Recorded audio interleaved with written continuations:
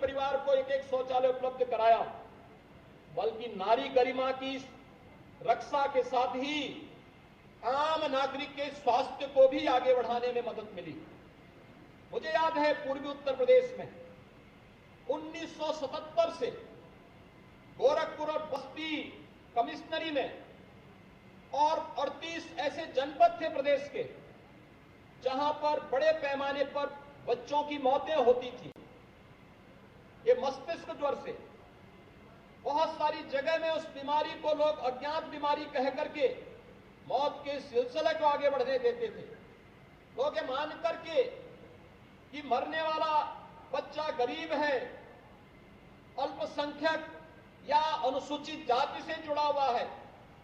उन्हें केवल vote bank तक सीमित करके रख देते थे। जब ये बच्चे तड़पते थे कोई उनका हाल नहीं लेता था। 1977 से लेकर के जो सिलसिला प्रारंभ हुआ 2017 तक मौत का सिलसिला चलता रहा। स्वच्छ भारत मिशन और प्रदेश सरकार के द्वारा अंतर विभागीय समन्वय के माध्यम से जिस अभियान को हम लोगों ने आगे बढ़ाया, आज उसका परिणाम है कि पूर्वी उत्तर प्रदेश समेत 38 जनपदों में इंसेफ्लाइटिस के इस कहर को पूरी तरह नियंत्रित करने में हमें सफलता प्राप्त हुई। 95% मौत के आंकड़ों को पूरी तरह नियंत्रित करने में हमें सफलता प्राप्त हुई है। अब इंसेफ्लाइटिस से हर एक बच्चे की जान बचाने का इंफ्रास्ट्रक्चर भी हमारे पास है और उस प्रकार के अभियान को पूरी प्रतिबद्धता के साथ आगे बढ़ाने के लिए हमारा तंत्र पूरी मजबूती के साथ आगे बढ़ रहा है। प्रदेश के अंदर बेरोजगारी की चर्चा होती थी। 2017 में प्रदेश के अंदर बेरोजगारी की दर 17% से अधिक थी, लेकिन नए जो ताजे आंकड़े हैं, प्रदेश के अंदर जो निवेश हुए हैं, प्रदेश के अंदर स्वतः रोजगार के जो अवसर उपलब्ध कराए गए हैं, इन सब का परिणाम है कि आज बेरोजगारी की दर को हम 17 से 4% तक लाने में हमें सफलता प्राप्त हुई है। लेकिन इस दिशा में नए प्रयास किए जाने की आवश्यकता है। प्रदेश के अंदर हर एक क्षेत्र में किसानों का हो, गांव का हो, गरीब का हो, नौजवानों का हो या जीवन के प्रत्येक क्षेत्र में बिना भेदभाव के शासकीय योजनाओं का लाभ प्रदान करने के लिए किए जाने वाले प्रयास का हो। उत्तर प्रदेश की सरकार ने इस दिशा में भारत सरकार के साथ मिलकर के प्रधानमंत्री मोदी जी का मार्गदर्शन प्राप्त करते हुए इसे पूरी ईमानदारी के साथ, पूरी प्रतिबद्धता के साथ आगे बढ़ाने का कार्य किया है। प्रदेश के अंदर किसानों के लिए चाहे 2017 में फसल ऋण माफी के कार्यक्रम को आगे बढ़ाने का कार्यक्रम रहा हो, वर्षों से, दशकों से लंबित सिंचाई परियोजनाओं को समयबद्ध ढंग से आगे बढ़ाने का कार्यक्रम रहा हो, या फिर प्रधानमंत्री किसान सम्मान निधि में 2,36,00,000 से अधिक किसानों को प्रधानमंत्री किसान सम्मान निधि का लाभ प्रदान करने का कार्यक्रम प्रदेश सरकार ने पूरी ईमानदारी के साथ इसे आगे बढ़ाया है। और यही नहीं, प्रदेश के अंदर कोरोना कालखंड में 15 करोड़ लोगों को प्रधानमंत्री गरीब कल्याण अन्न योजना का लाभ उपलब्ध कराने का आवश्यकता पड़ी तो हर माह न केवल प्रधानमंत्री गरीब कल्याण योजना के माध्यम से बल्कि प्रदेश शासन ने भी अपने स्तर पर प्रवासी कामगारों के लिए, रजिस्टर्ड श्रमिकों के लिए न केवल अन्न की व्यवस्था बल्कि भरण पोषण भत्ते की भी व्यवस्था देकर के उनकी जीवन को एक नई राह दिखाने का कार्य इस महामारी के दौरान प्रदेश के अंदर पूरी ईमानदारी के साथ आगे बढ़ाने का कार्य किया गया। प्रदेश के अंदर प्रोक्यूरमेंट के कार्यक्रम को आगे बढ़ाने का रहा हो या गन्ना किसानों का 45 लाख गन्ना किसानों को 1,41,000 करोड़ रुपए से अधिक का गन्ना मूल्य का भुगतान समयबद्ध ढंग से आगे बढ़ाने का कार्यक्रम प्रदेश सरकार पूरी ईमानदारी के साथ अपने अन्नदाता किसानों की न केवल सम्मान की रक्षा करने के लिए बल्कि वे आर्थिक रूप से उन्नयन की ओर अग्रसर हो, इसके लिए प्रदेश सरकार पूरी ईमानदारी के साथ कार्य कर रही है।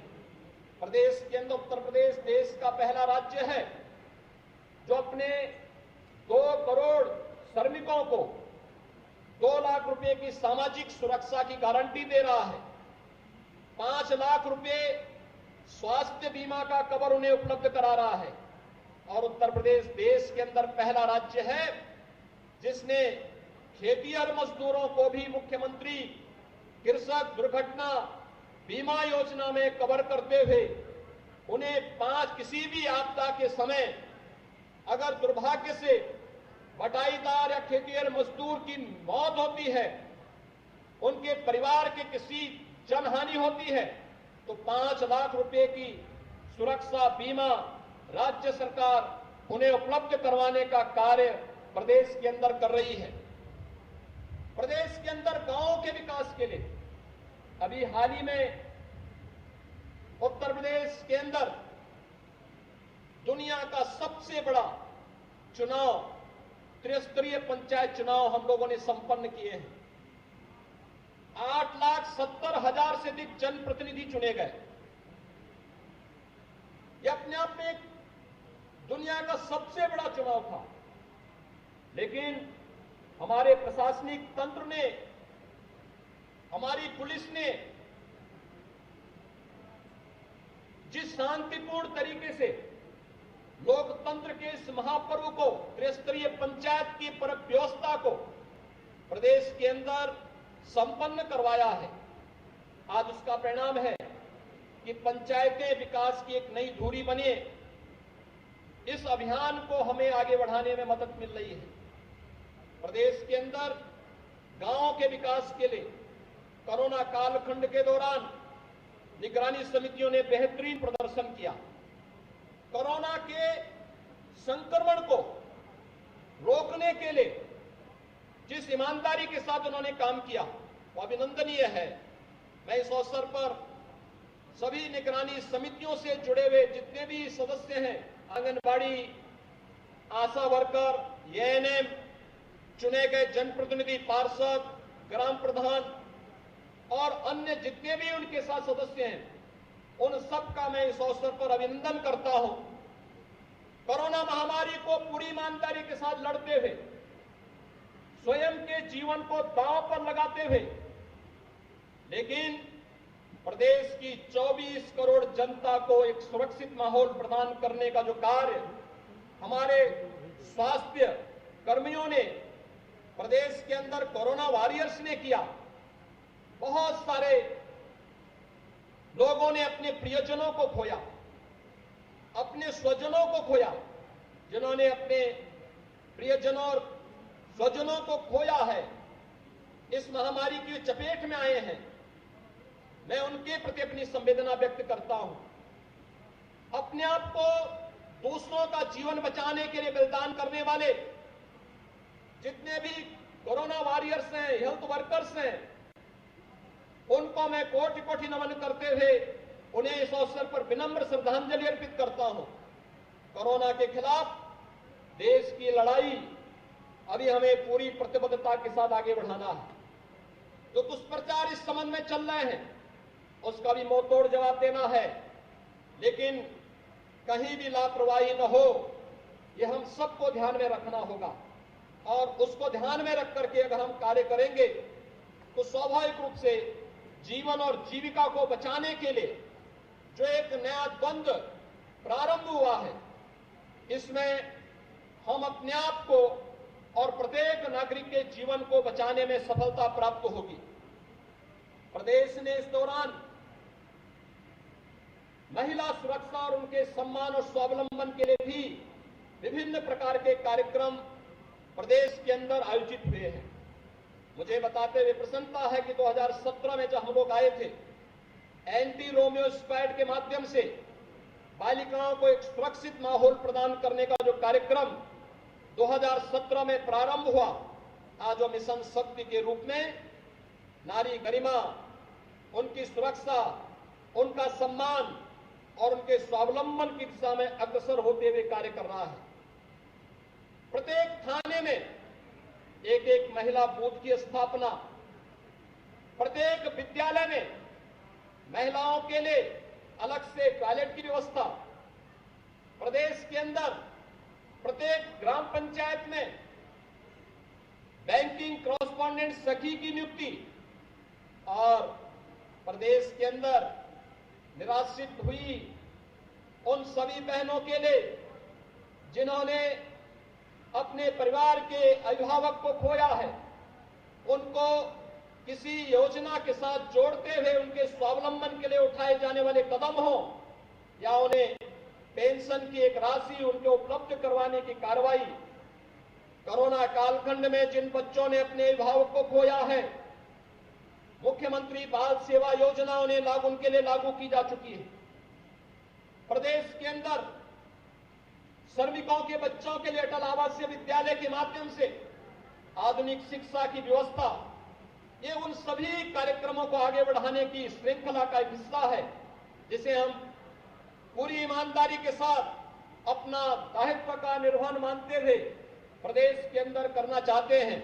और यह कार्यक्रम पूरी प्रतिबद्धता के साथ आगे बढ़ रहे हैं। आज प्रदेश के अंदर इंफ्रास्ट्रक्चर के जो कार्यक्रम चल रहे हैं, चाहे वह इंटर स्टेट कनेक्टिविटी को मजबूत करने का हो, प्रदेश के अंदर एक्सप्रेस हाईवेज के माध्यम से औद्योगिक विकास का हो, या फिर देश के परंपरागत उद्यम को आगे बढ़ाने, प्रदेश के अंदर मेट्रो एयर कनेक्टिविटी को मजबूती प्रदान करने का हो, हर एक क्षेत्र में राज्य सरकार ने पूरी ईमानदारी के साथ कदम बढ़ाते हुए एक नए भारत का, एक नए उत्तर प्रदेश की ओर कदम बढ़ाते हुए उत्तर प्रदेश अब देश के बीमारू राज्यों से उभर करके एक विकास की ओर उन्मुख एक विकसित उत्तर प्रदेश के रूप में देश के सामने आ चुका है। और इस अवसर पर जब हम देश के स्वाधीनता दिवस के अमृत महोत्सव कार्यक्रम के साथ इस वर्ष में प्रवेश कर रहे हैं, हमारी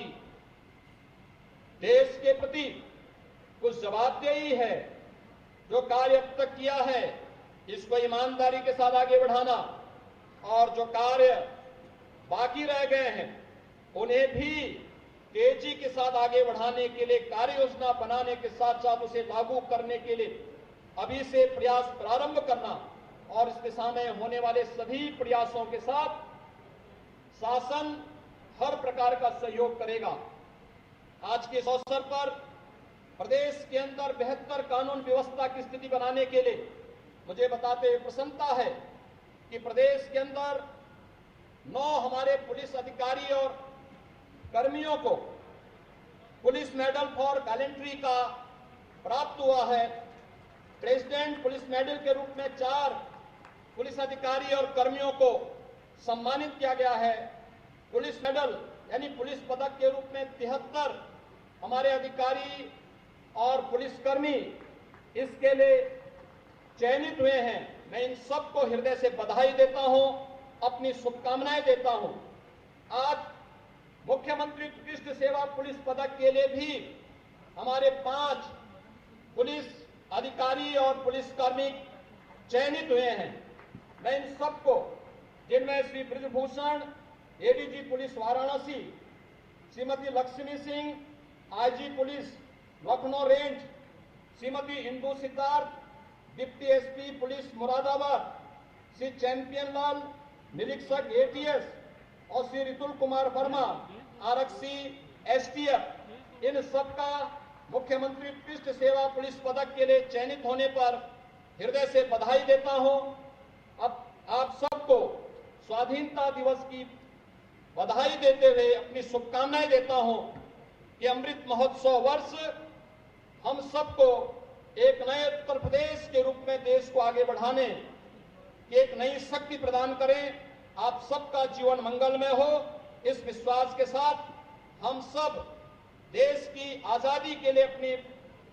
प्राणों की आहुति देने वाले उन महान क्रांतिकारियों पंडित राम प्रसाद बिस्मिल, ठाकुर रोशन सिंह, चंद्रशेखर आजाद, सरदार भगत सिंह और अब्दुल्ला खां जैसे उन सभी महान क्रांतिकारियों के सपनों को साकार करने के लिए हम सब पूरी ईमानदारी के साथ कार्य कर सकें, इस विश्वास के साथ अमृत महोत्सव वर्ष पर आप सबका अभिनंदन करते हुए आपको बधाई देता हूं, शुभकामनाएं देता हूं। जय हिंद। स्वतंत्रता दिवस के अवसर पर आज का यहाँ का कार्यक्रम अब समाप्त होता है। मैं I hate kitchens.